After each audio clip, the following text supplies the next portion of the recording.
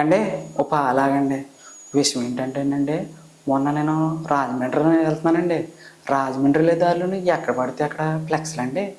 ఏముందండి, కుర్రోళ్ళు ఫ్లెక్స్లు I miss you, we miss you అని చెప్పేసి యాక్సిడెంట్లో చచ్చిపోతున్నారు.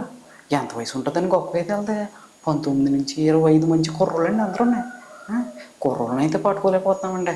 ఇలా బండ్లు చూస్తుంటే వాళ్ళకి ఏ ఆట వస్తువులు ఉన్నాయనుకుంటాండి తెగ తోలేస్తున్నారు. అందులోకి తాగేసి ఒకసారి తోలేస్తున్నారండి.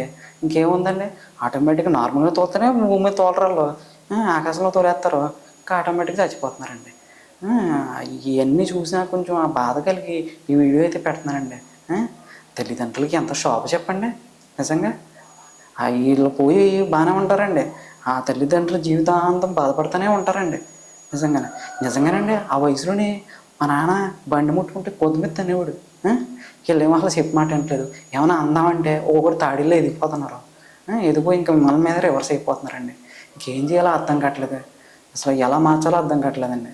ఒరే కుర్రోళ్ళు, మీకు ఒకటే చెప్పిందిరా, బండి నడిపితే నడిపారు కానీ తాగి మాత్రం నడపద్దురా, స్లోగా వెళ్ళండిరా, ఏమవుతుందిరా ఏముండదు. ఆ సినిమాలు ఇవన్నీ చూసి మీరు దాని మీద మనసు పెట్టుకుని తోలుతూ ఉంటారు.